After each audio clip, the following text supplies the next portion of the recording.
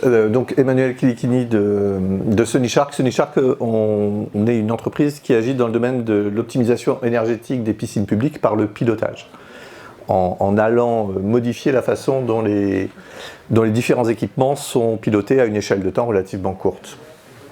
Je rebondis juste sur ce qui a été dit par rapport à la norme sur la surveillance. Il y a une autre norme qui vient d'entrer dans le tube, qui va porter une norme volontaire AFNOR sur la sobriété énergétique des équipements aquatiques. Donc bon, ça va prendre une bonne grosse année ou 18 mois, mais ça va finir par sortir. Ce dont je vais vous parler, c'est justement les mesures qui peuvent être prises face à l'explosion des coûts d'énergie, oui, dans l'exploitation des piscines publiques. Donc on va avoir trois éléments principaux dans la présentation. C'est les mesures qui ont été prises un peu dans l'urgence par le gouvernement pour limiter la casse en termes de consommation énergétique, qui n'ont pas eu que des effets positifs forcément. Tous ceux qui exploitent une piscine le savent, l'ont pu le constater, et également de comment est-ce qu'on mesure cet impact et les alternatives pour pouvoir aller vers une sobriété énergétique sans forcément sacrifier le côté confort, puisqu'on va voir tout de suite que c'est un peu le problème qui se pose en fait. Alors on a la chance d'avoir une piscine sur laquelle la notion de confort est évaluée en continu par le biais d'un système de boutons, où au moment de rentrer dans les vestiaires, les nageurs peuvent se prononcer sur le ressenti qu'ils ont eu de la température de l'eau et de la température de l'air. Donc ils ont le choix entre 5 boutons qui consistent à dire j'ai eu trop froid, j'ai eu un peu froid, c'était parfait, j'ai eu un peu chaud ou j'ai eu trop chaud. Voilà. Les gens jouent énormément le jeu puisqu'on a plus d'une centaine de votes par jour, donc ce qui est quand même pas mal, avec une relative constance dans le temps. Il n'y a pas eu d'essoufflement du dispositif, ça fait aujourd'hui une bonne année qu'on a des statistiques. Et donc, sans surprise, la notion de confort est quelque chose de très subjectif, donc forcément, au même moment, avec les mêmes paramètres, on a des gens qui ont trop froid et des gens qui ont trop chaud. Par contre, ce qui est intéressant, c'est de voir à la fois l'équilibre, c'est-à-dire est-ce qu'on a autant de gens qui ont trop froid que de gens qui ont trop chaud, mais également quelle est la largeur de la partie des gens qui sentent que c'est parfait ou qui ont juste un peu chaud ou juste un peu froid. Donc c'est cet aspect-là qui permet d'avoir des informations un peu riches sur justement la notion de confort. Le constat qui a été fait suite à la baisse de 1 degré, qui sur la piscine dont on parle, c'est la piscine de la Kiebitz à Strasbourg, la baisse ne s'est pas faite brutalement, ça s'est fait par petits paliers pour aller vers les 1 degré. Et le constat, c'est que la note de confort s'est globalement dégradée, puisque la note de confort qu'on établit, c'est un peu une synthèse, un peu une moyenne, on va dire, des votes. Elle s'est dégradée de 17% à partir du moment où le système de baisse de température a été mis en place. Une chose qui est très intéressante aussi avec ces notions de confort, c'est que les gens font très peu la différence entre le confort de l'air et le confort de l'eau. En général, quand ils ont froid, ils ont froid. Et ils disent qu'ils ont froid dans les deux. Et quand ils ont chaud, ils disent qu'ils ont chaud dans les deux. Donc il y a vraiment une très faible distinction des deux aspects. Donc ce qui fait que la notion de confort en piscine, c'est vraiment quelque chose de très global et de pas, comment dire ça, pas séparable. Et en termes de confort, on pourrait discuter très longtemps sur la notion de confort, mais en gros, il n'y a clairement pas que la température et l'humidité du hall ou la température de l'eau qui jouent. Il y a des notions de température des parois, de choses comme ça, de rayonnement solaire sur les vitres, de température des vitres. La température ressentie, c'est un ensemble et c'est quand même assez restrictif que d'aller le basculer sur quelques paramètres. En tout cas, le constat qui a été fait, c'est qu'on a eu cette baisse de confort qui est tout à fait mesurable. On peut aller à la suite. L'impact de cette baisse de confort, ça a été une baisse des entrées payantes, tout simplement, puisque le public obligé, il est resté, les scolaires, etc. sont restés, forcément. Mais par contre, les gens qui payent le ticket, qui contribuent à l'équilibre économique de l'activité, eux, ils sont partis. Et la difficulté, c'est qu'on sait quand ils partent, on ne sait pas forcément quand ils reviennent, donc c'est un peu compliqué de pousser la logique très loin. Le constat, c'est que la baisse en décembre a été extrêmement forte, on a eu 42% en moins. Ça s'est un peu corrigé sur janvier, où la baisse relative était que de 20%. Donc est-ce que ça va se tasser avec le temps, ou au contraire, est-ce que la perte va se mettre à s'aggraver derrière ? On n'a pas encore suffisamment de recul pour le dire. Mais ce qui est certain, c'est que c'est extrêmement mesurable. C'est pas du tout anecdotique, et de toute manière, le constat a été fait par la chef de bassin qui disait que pour elle, le constat, il était vraiment immédiat. C'était relativement catastrophique. Donc, cette mesure qui a été prise de réduction un peu à la hache du confort, c'était une solution d'urgence dans la mesure où il y a plein de gens qui n'étaient pas forcément capables de payer les factures, mais surtout on n'était pas certain d'avoir suffisamment de gaz pour tenir l'hiver. Mais ce n'est pas forcément une mesure qui est pérenne dans le temps en termes d'activité et d'équilibre financier des centres aquatiques. Un autre aspect qui est important, c'est lorsqu'on applique des mesures un peu sévères et qu'on va par exemple sur des réduits de nuit au niveau des bassins, enfin de la température de l'air dans le hall, on se met à la merci de problématiques structurelles. C'est-à-dire que là, pour prendre l'exemple de ce site-là, à partir du moment où on laisse le site fonctionner tout seul avec ses réglages, on voit qu'on est, pendant quasiment toutes les nuits, dans les périodes un peu froides, on est en période de condensation. C'est-à-dire on va avoir de la condensation au niveau des vitrages, au niveau des châssis. On ne s'en rend pas forcément compte quand on est l'exploitant parce que le système commence à réduire la ventilation à la fin de la période de baignade et se remet en chauffe avant l'arrivée des premiers employés, puisqu'avec l'inertie, il faut que c'est le temps de remonter. Du coup, les périodes de condensation ne sont pas forcément visibles, parce que la condensation peut disparaître à partir du moment où le chauffage se remet en route le matin. Ce qui ne veut pas dire que pour autant, il n'y a pas eu d'impact sur le long terme par rapport à ces problèmes de condensation. Donc ce type de problématique, elle ne peut que s'aggraver à partir du moment où on va se mettre à réduire les températures. Alors la température de l'eau, non, puisque clairement, quand on réduit la température de l'eau, on réduit l'évaporation. La température de l'eau, d'un point de vue énergétique, c'est extrêmement vertueux. À la limite, on ne chauffe pas l'eau, c'est fantastique, toutes les économies qu'on peut faire, à la fois en chauffage de l'eau et à la fois en traitement de l'air, puisque d'un seul coup, l'eau du bassin s'évaporant beaucoup moins, on a beaucoup moins de problématiques d'air. On a juste une problématique de confort, de fréquentation, d'attractivité, voire même de santé pour le cas des enfants petits qui doivent se baigner dans de l'eau un peu froide ou avec de l'air un peu froid. Donc c'est un point qui est quand même assez important, ce problème pour le bâti, parce que c'est un problème un peu général. Dans tous les endroits où on met des réduits de nuit, on a ce risque-là en hiver. Du coup, la question qui se pose, c'est de dire, comment est-ce qu'on compare l'impact économique, l'impact énergétique d'une mesure quelconque qu'on peut prendre pour gérer cette problématique de consommation des piscines.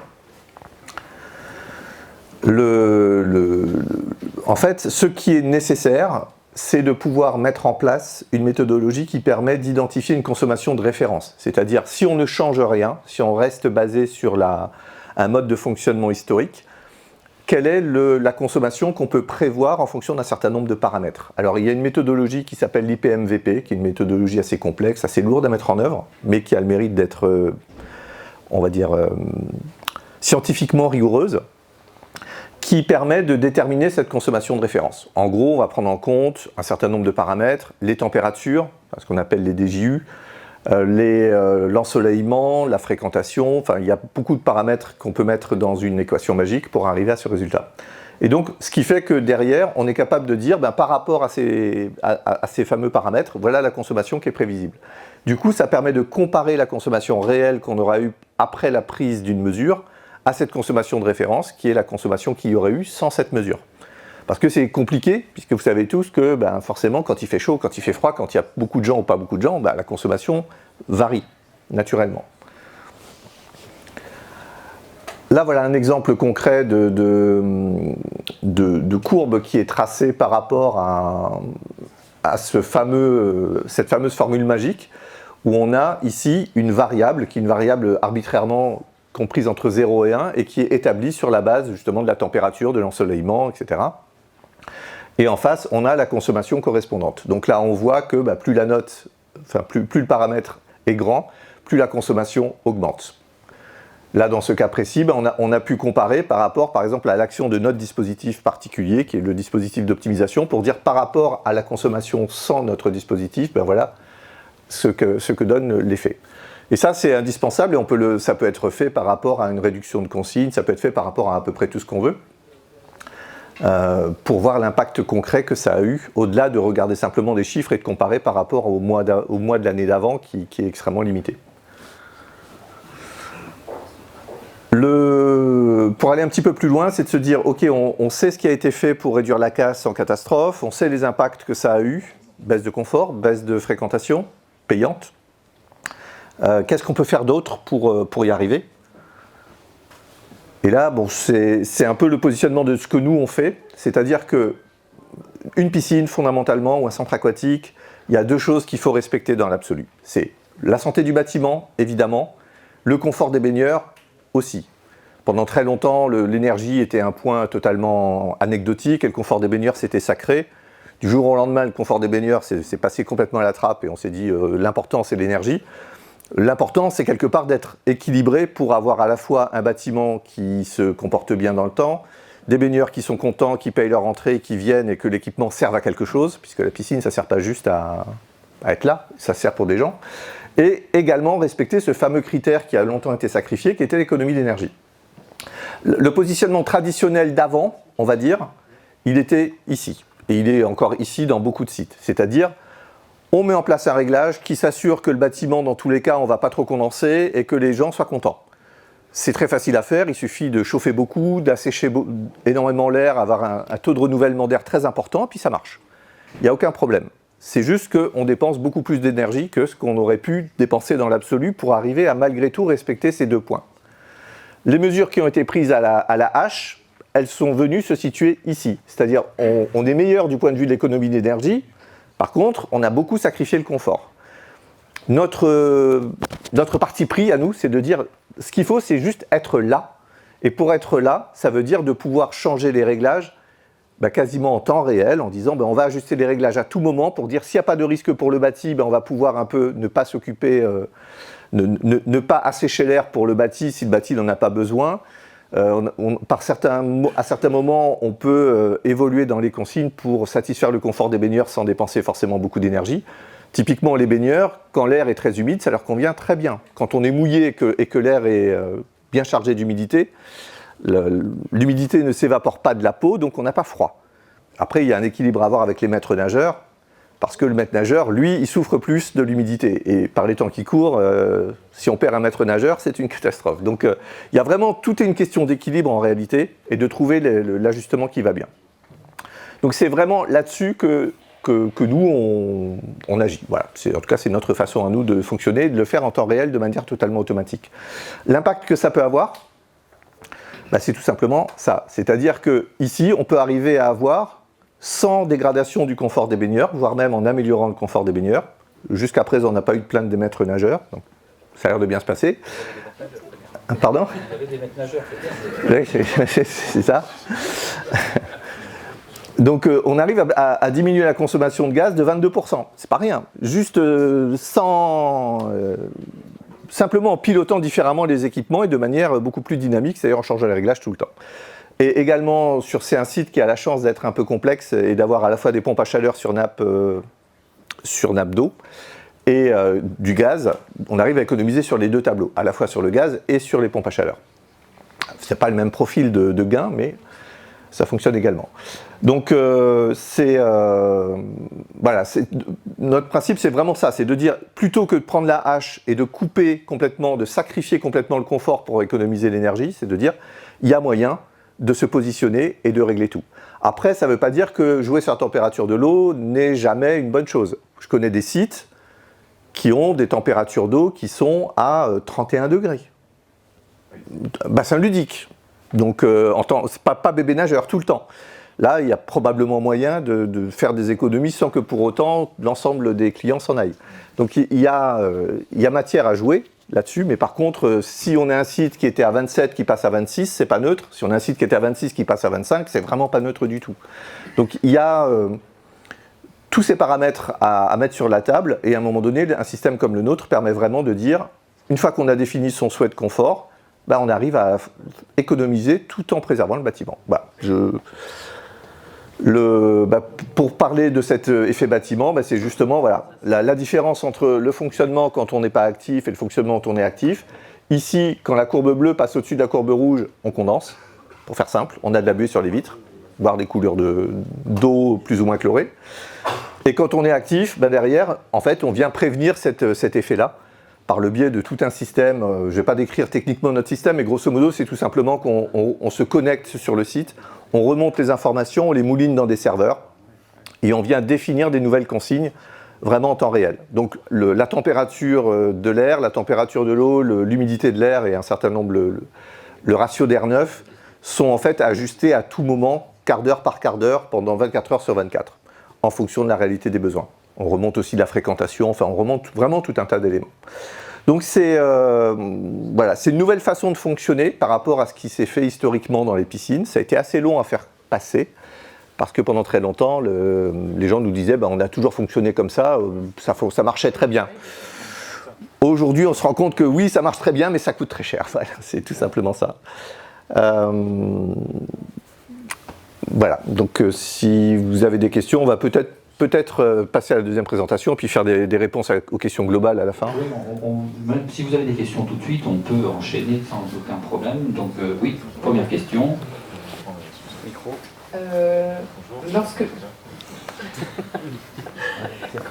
Quand vous avez diminué, sur cette piscine, quand la décision a été prise de diminuer la température et qu'on a demandé l'avis aux personnes, on les a prévenus qu'on baissait cette température ou ils n'étaient pas au courant? Parce que je pense que la perception change aussi beaucoup fonction du fait qu'on prévienne ou pas les gens.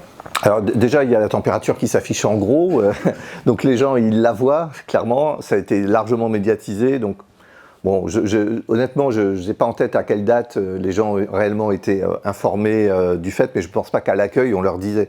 Mais ça a été tellement médiatisé au niveau national, et quand on arrive et qu'on voit que la température a 1 degré de moins sur l'afficheur, bon, effectivement... Je pense que ça joue également sur la perception. Forcément. Parce que je ne suis pas sûre que les résultats auraient été les mêmes si la température avait été baissée sans rien dire à personne. Alors, moi d'expérience, hein, 1/10 de degré, les gens ne le ressentent pas. 1/2 degré, en général, ils commencent à remonter des plaintes. 1 degré, tout le monde s'en rend compte. Tout le monde s'en rend compte. Oui, sauf si on est passé de 31 à 30. C'est ça. Oui, c'est ça. Mais là, ce n'était pas le cas. Hein. On n'était pas à des températures très très élevées. On était, dans le bassin sportif, on était à 27, c'est passé à 26 de mémoire. Et dans le bassin ludique, on était à 28, c'est passé à 27. Voilà, quelque chose de cet ordre-là. Donc, dans ces plages-là, la peau réagit bien. D'autres questions dans la salle? Oui.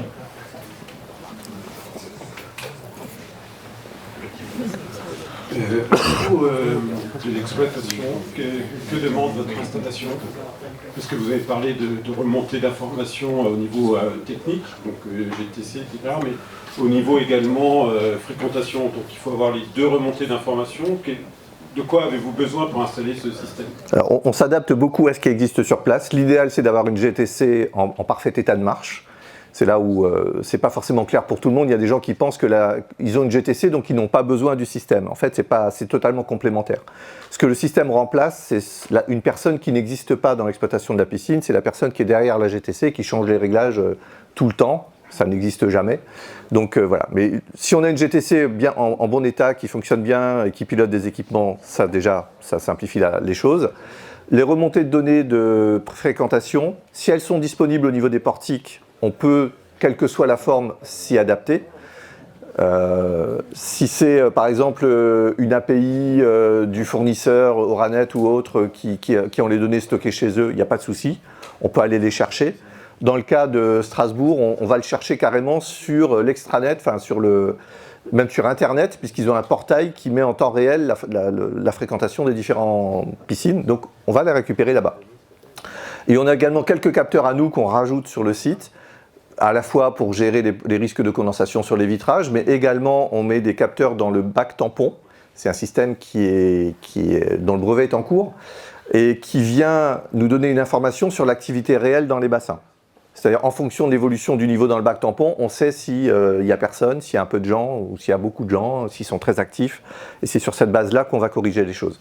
On est plus les plannings, puisqu'on gère également les plannings qui sont saisis au niveau d'un portail. Et voilà, si on a portique, planning plus notre capteur, là on est sûr et certain quasiment à l'usager près de ce qui s'y passe.